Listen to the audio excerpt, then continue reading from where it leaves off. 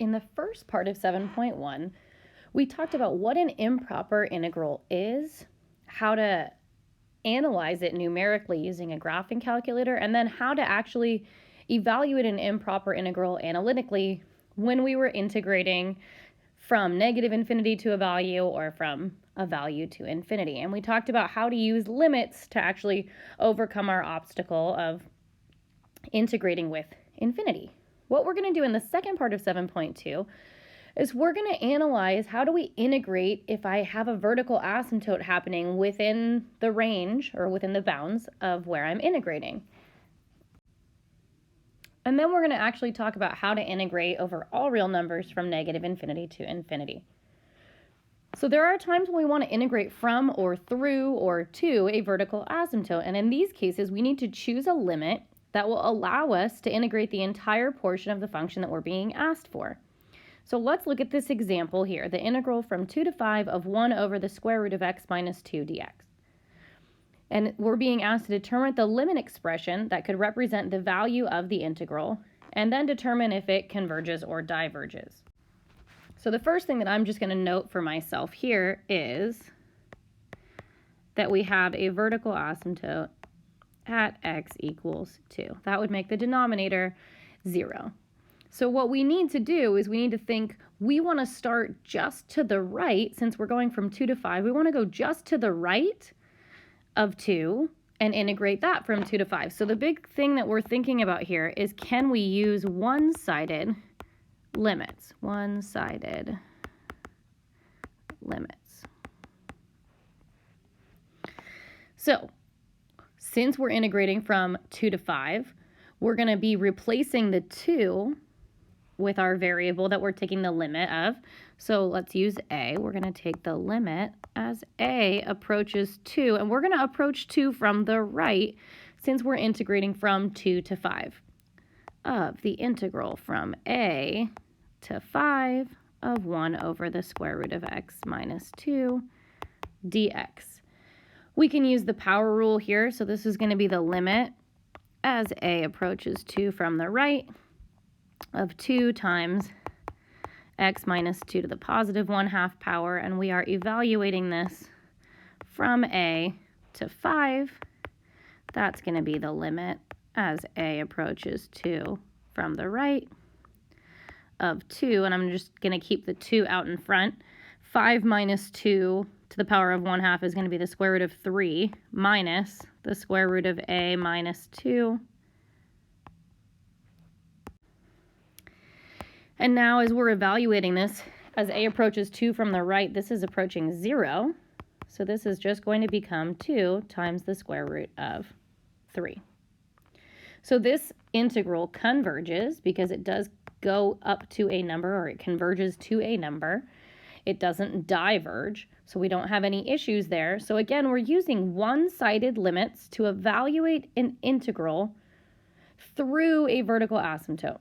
And for this one that we just evaluated, we were actually starting at that vertical asymptote and we were integrating to the right. So we're also going to look at cases where we're going all the way through it, where that vertical asymptote actually is in the middle of our integral. And what we're going to have to do in those cases is we're going to have to split the integral. So it's really important at the beginning of the problem that you're thinking about what's causing the integral to be improper and how do you remedy that fact. So you may have to split integrals more than once. So I'm going to write that down for you. You may have to split integrals into more than one integral in order to manage something like integrating through a vertical asymptote. Okay, so let's look at these practice problems. Determine if the integral converges or diverges. If it converges, find the value of the integral. So here on number 1, analyzing this situation, there is an issue when x is equal to 1, because when x is equal to 1, this is really 1 over the cube root of x minus 1. So when x is equal to 1, we have a vertical asymptote. So I'm just going to make a little note to myself. Vertical asymptote at x equals 1. So what I'm going to do is I'm going to use limits as a approaches 1 from the left. And from the left because I'm going from 0 to 1. From 0 to a of x minus 1 to the negative 1/3 power dx. And then when I integrate this, the limit as a approaches 1 from the left, I'm just going to use the power rule here. So I'm going to get 3/2 times x minus 1 to the power of 2/3, and I'm evaluating this from 0 to a. So the limit as a approaches 1 from the left of 3/2 times a minus 1 to the power of 2/3 minus -1 to the power of 2/3. As a approaches 1 from the right, this is going to 0, so I'm going to have -1 squared. The cube root of that is all going to be +1, then this is going to make it negative. So 3/2 times -1 is going to give me -3/2. I want you to go ahead and pause the video and see if you can work through number 2 on your own using the same logic. So think about which direction we're going to be approaching 1 from, because we are going to have a vertical asymptote again at 1. You can use some of the work that we just did on number 1 to help you out here for the integration, but go ahead and pause the video and work through number 2. So here we're going to take the limit as a approaches 1 from the right of the integral from a to 9 of x minus 1 quantity to the power of -1/3 dx. So that's going to give us the limit as a approaches 1 from the right of 3/2 times x minus 1 to the power of 2/3 evaluated from 9 to a, which is going to give us, if we use direct substitution, and a minus 1, this is all going to 0, so we have 8 to the power of 2/3 times 3/2, which you could leave like that, 3/2 times 8 to the power of 2/3. You could also simplify this out to be 6.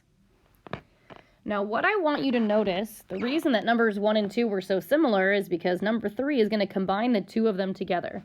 Now, we are integrating from 0 to 9 the integral of x minus 1 quantity to the power of -1/3. So now we're actually integrating all the way through the vertical asymptote. On number 1, we were integrating just to the left of it. On number 2, we were integrating just to the right of it. On number 3, we're integrating all the way through it. So what we are going to do is we are going to split this integral. So we're going to rewrite this as the integral from 0 to 1 of x minus 1 quantity to the -1/3 power plus the integral from 1 to 9 of that same integrand. And now we can take the limit. Remember, when you are doing multiple limits, you have to use different variables. So I'm going to use a for the first limit that I originally did in purple anyways.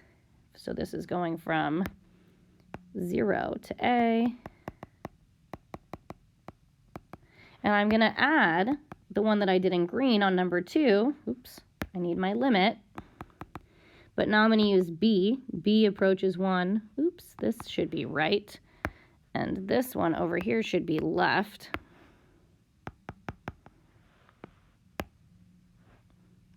Left of the integral from a to 9, b to 9 of x minus 1 to the -1/3 power dx. And now I'm not going to redo all the work we just did. We just figured out that number 1 ended up becoming 3/2. And number 2 ended up becoming, not 2, 6. So 6 and 3/2 would be our, or you could stop here, or you could combine those to get 7.5. Either way. So I want you to see, if you're just dealing with the vertical asymptote from the left or from the right, you're going to evaluate it using one limit and one integral, as we did on numbers 1 and 2. If you're actually going all the way through it, you're integrating all the way through it, you're going to have to split that into two integrals using two different variables for the bounds, and you're going to integrate each of those integrals separately and then add them together after you evaluate them. I'm going to ask you to go ahead and pause the video and work on 4, 5, and 6, and 7 on your own, and then unpause the video and see how you did. Okay, for number 4, you can see that integral work, we're going to get natural log. So I'm going to start on this last step down here where we have the limit as a approaches 1 from the left of natural log of the absolute value of a minus 1. If I use direct substitution here, that's going to give me natural log of 0, which is not a thing that I can manage. So the natural log of 0 is undefined, which means that since this part of the integral diverges, the entire integral diverges. And I obviously didn't save myself enough space here technical difficulties there, apologies. So there are actually two parts of this integral that are diverging, but remember, it doesn't matter if any part is diverging, the entire thing is diverging. So again, the reason that this is an issue is because the parts that are in the little red boxes there are asking us to basically take the natural log of 0, which doesn't exist. Therefore, this integral diverges. So if you need another minute on number 4, go ahead and pause the video. I'm going to do some erasing before I work through number 5. And go ahead and work through number 5 as well. When I look at number 5, the first thing I notice is that we do have a vertical asymptote, which makes this integral improper. However, it is at one of the bounds of the integral, so I'm not going to have to split the integral twice and use two different variables. I'm just going to have to split it once. I'm going to need to take the limit when a approaches 0 from the right. The other thing I'm looking at is I'm trying to think through how do I actually evaluate this integral cosine theta over sine theta. So I'm thinking my first gut is, could I just use regular u substitution? If I let u equal sine of theta, then du would be cosine theta d theta. That's going to work. So I'm going to go ahead and actually rewrite this integral using u substitution. So here I have rewritten that, the integral of cosine of theta times u to the negative 1/2 power du over cosine of theta. So these cosine thetas are going to divide out. And then looking at the bounds, 0 originally was the lower bound. If I plug 0 into u, I get sine of 0. That's still going to be 0. If I plug pi over 2 in, sine of pi over 2 is 1. So this upper bound is going to be 1. So I actually dealt with the complicated parts of the integrating, not that it was complicated integration, first. Now I'm going to take the limit as a approaches 0 from the right of the integral from a to 1 of u to the negative 1/2 power du. And then I'm going to perform that integration using the power rule. So this is going to be the limit as a approaches 0 from the right of positive 2 times u to the positive 1/2 power, and I'm evaluating that from a to 1.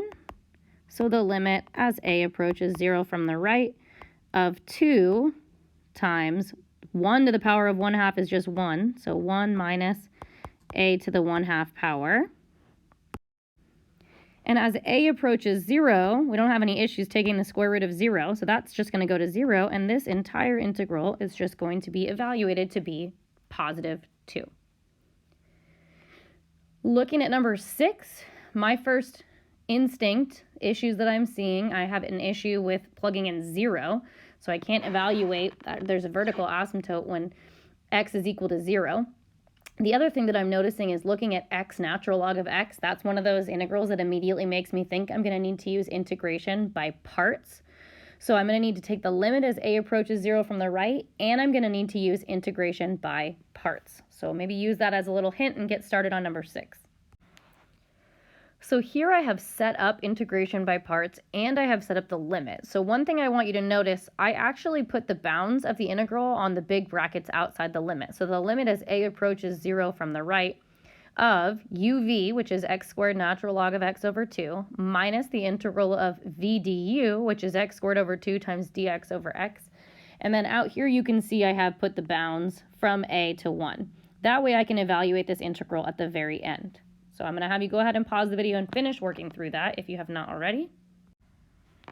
Okay, here's where things are going to get interesting. When we have done the direct substitution here, a couple of things are going to go to 0. So natural log of 1 is 0. That whole part is going to go to 0. Also, a squared over 4 as a approaches 0 from the right, that's going to 0. So now we have two things left. We have this negative 1/4, which regardless of the limit as a approaches 0, that's not being affected at all. So I can just leave this out front. So we have negative 1/4 minus the limit as a approaches 0 from the right of a squared natural log of a over 2. Now, thinking through this, right now, we might think that we have an issue with this natural log of 0. But our goal should be, can we, and I'm going to just redo this part, we're just going to talk about this limit part. We're going to leave the 1/4 alone. So let's just talk about this here. Is there a way that I can use properties of limits to simplify this in some way? So this may not come naturally, which is one of the reasons I want to specifically talk through this. What would happen if I moved my a squared to the bottom, so that would give me 2a to the negative second power. So now if I use direct substitution, this would give me natural log of 0 over 2 times 0. So natural log of 0. The limit as a approaches 0 from the right. Since we're approaching a one-sided here, natural log of a, if you think about what natural log does graphically, this is going to be negative infinity as I approach 0. Also, the limit of the denominator, the limit as a approaches 0 from the right of 2a to the negative second power, this is going to be positive infinity. Therefore, by L'Hopital's rule, we can simplify this. The limit as a approaches 0 from the right of natural log of a over 2a to the negative second power is going to equal the limit as a approaches 0 from the right of 1 over a over negative 4a to the negative third, which is going to simplify to be negative 1/4 a squared, and as a approaches 0, this whole thing is going to 0. So this 1/4 minus this all of this work to get 1/4 minus, what is it minus? It's minus 0. So the final answer to this limit here is going to be negative 1/4. So don't forget the things that we have learned. L'Hopital's rule still could be a way to help deal with something that looks like it's undefined using derivative rules. So at least mentally think through that on a problem like this. This was definitely a tricky problem, and that was why I wanted to make sure we walked through it together. Go ahead and pause the video and see if you can work through number 7 on your own. So on number 7, you're going to have to split the integral because we are integrating through a vertical asymptote. When you do that, you're going to split it at 0 because that's where the asymptote is. You're going to get down to this expression here, and here we have a problem, and also here we have a problem, but it doesn't matter because remember, as long as one part of the integral diverges, the entire integral diverges. And there is no special trick here that we can use in order to use L'Hopital's rule. There's nothing else we really have in our scope that we could try and manipulate this in any way. This just simply diverges. So a couple of reminders, things I don't want you to forget. If you're integrating through on both sides of a vertical asymptote, remember that you're going to have to split it twice and that you need to use different variables when you split it. And the other thing is, remember, if any part of the integral diverges, then the entire integral diverges. It doesn't matter if one part is converging to be 2, if the other part is diverging, the whole thing diverges. All right, let's look at integrating over all real numbers. All right, here we are, integrating over all real numbers. So obviously the same idea is going to happen here, where we need to use limits to plug in something besides infinity and negative infinity at the bounds. But we have a couple of issues. I can't just say let b be negative infinity and a be positive infinity and take the limit as a and b approach infinity. We have an issue here. We can't take a single limit at 2 different values. So if we're going to integrate from negative infinity to infinity, we're going to have to do what we just did when we were integrating through a vertical asymptote, and we're going to have to split the integral. And when we split the integral using the vertical asymptote, it was really straightforward. We split it at the value that it didn't exist. If we are integrating like this example here, where this exists everywhere, this is just arctangent, but if we're integrating and it's not clear where to break into 2 integrals, you can break it wherever you want. Typically, I'm going to use 0 unless there's something else going on that's basically telling me, oh, I have a vertical asymptote, let's split it there. So for this particular problem, it doesn't really matter where we split the integral. It just matters that we do, in fact, split this integral. So this integral is the same as the integral from negative infinity to 0, let's say. And again, I just chose 0. 0 is one of my favorite numbers to work with.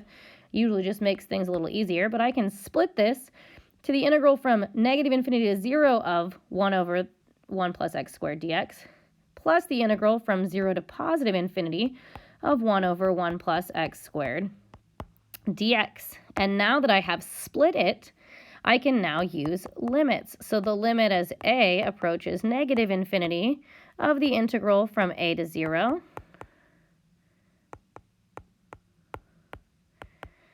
plus the limit as b approaches 0, as b approaches positive infinity, of the integral from 0 to b of 1 over 1 plus x squared dx.